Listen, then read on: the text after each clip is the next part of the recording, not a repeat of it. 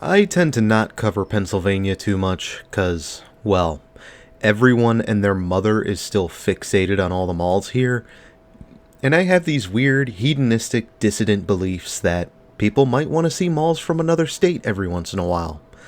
But there are still malls out here that need covering, like the Montgomery Mall. And I do have a bit of a rant for this place later, trigger alert. Not necessarily about the mall itself, but about some things that came up before I started researching this mall. Also, let me just get this out of the way right now. This mall was filmed in 2023 during a mall walker's hour. This is how the schedule worked out for me, and I just want some degree of documentation for this place. Bad example, I know, but keep that in mind as we tour. If you can't pay attention to this and then start asking stupid questions in the comments, then that's on you.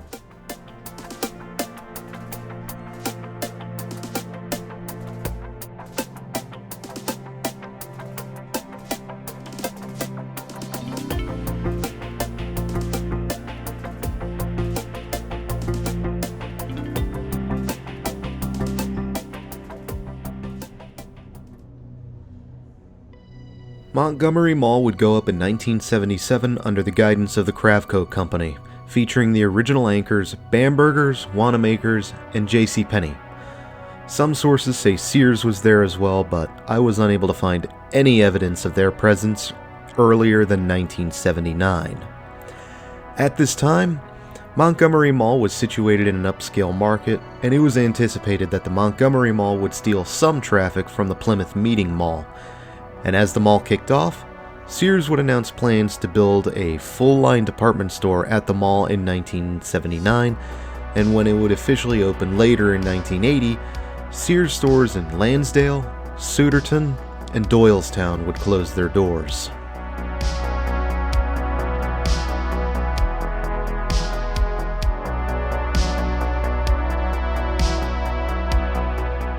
While the mall held out throughout the decades, anchors would change up due to internal company shifts and/or unfortunate circumstances.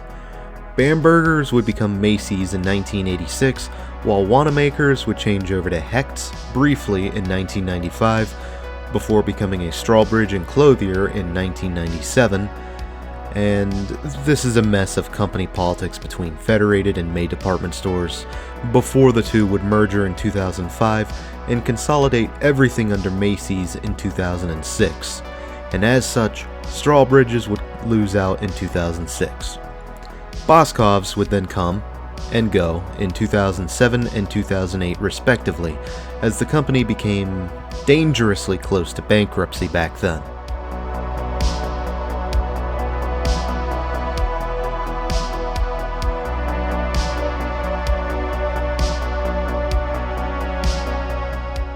In 1988, Kravco would take the Montgomery Mall through renovations, updating the mall's image to remain fresh in the eyes of shoppers. In fact, Kravco and other companies were busy renovating multiple malls in the Philadelphia region and New Jersey around this time. However, Kravco would lag behind towards the turn of the century, and Simon Property Group would acquire the mall, among others, from them in 2003. Simon did put some care into the mall, drawing in Dick's Sporting Goods in 2008, while the former Boscov's building would be demolished to make way for a Wegmans in 2011 and 2012. Although reported as the first Wegmans in a mall, I don't think it counts because there is no way to access Wegmans from inside the mall.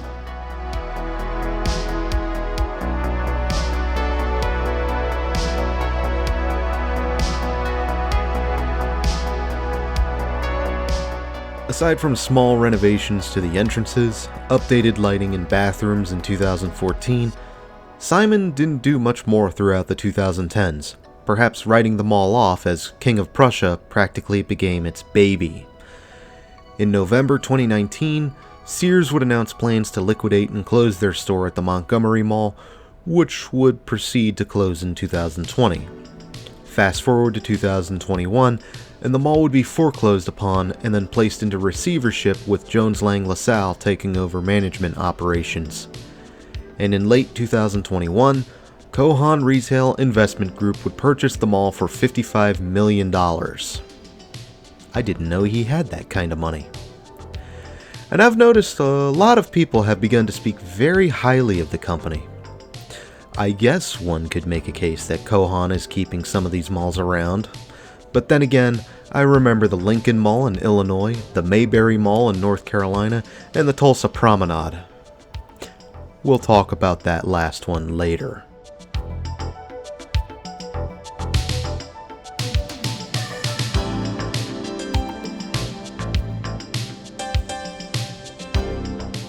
Right now, it seems Montgomery Mall is starting to decline as vacancies go up. The Wegmans site gets sold off to a company called Exchange Right for $22.6 million, and the clickbait brigade comes out trying to find the next Rolling Acres. We are looking at an endangered mall right now, and if Kohan wants to keep this place going and not fade into this being yet another dead mall, well, they better get a move on before perceptions do any more damage.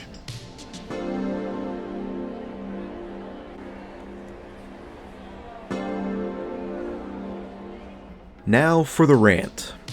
Some time ago, shortly after I visited this mall, someone sent me an article that was titled 3 Closed Malls.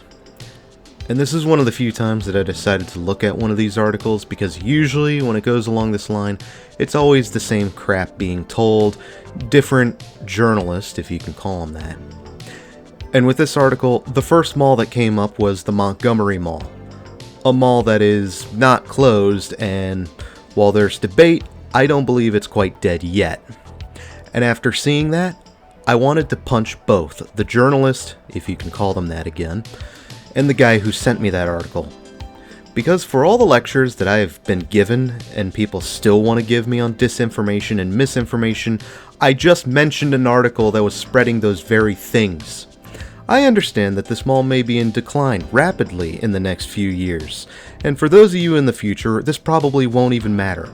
But my point is that some of you are so impatient and so eager to jump the gun that you'll call some malls dead, desperate to find the next Century 3 or Rolling Acres when they aren't even halfway there yet.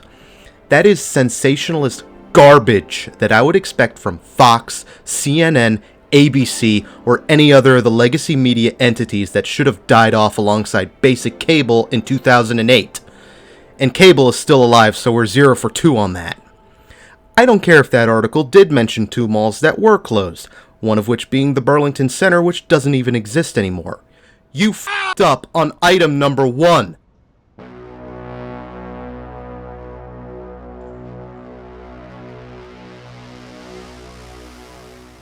Hi, it's me, but from the future.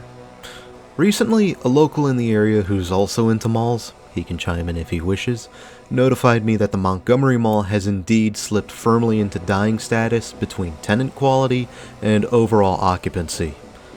So yes, we are looking at a dead mall now, which nullifies a good chunk of my original rant and other voiceovers I had after it. So stop typing. I'm disappointed too. But well, I tried and I'm only one guy. At least I can acknowledge my error. That said, my argument about the closed part of the article still stands as of April 2024, so I'm leaving that part of the script in. Also, I do use a script because if I don't, I turn into Paul Harrell, but with more impediments and more Shatner-esque pauses.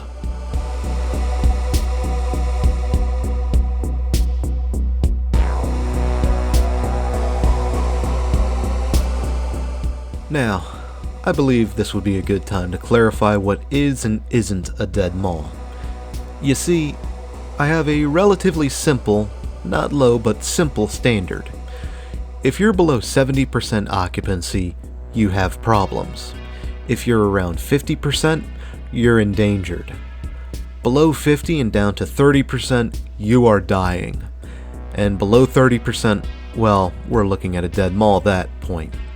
And below 10% is where I call it super dead or outright derelict.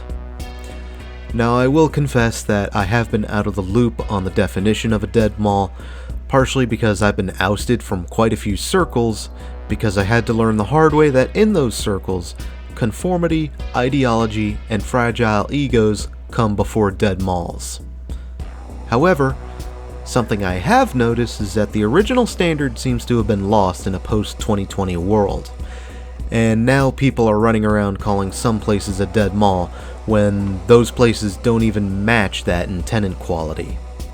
And even then, I've been to some malls where it's nothing but off-brand, overpriced urban wear or discount stores, and those places still have crowds, which can skewer things.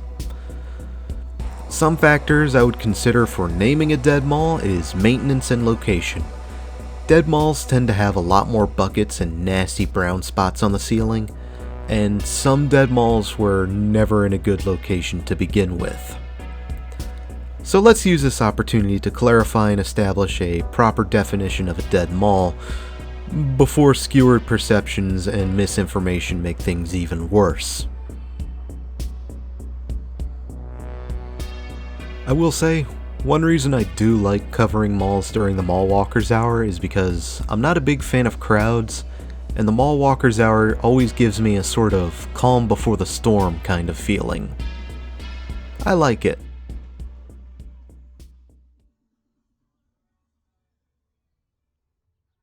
Until next time, Montgomeryville, Philadelphia, and beyond, this is Doomie Grunt wishing you and the Montgomery Mall farewell and good luck in this mad, mad, mad world.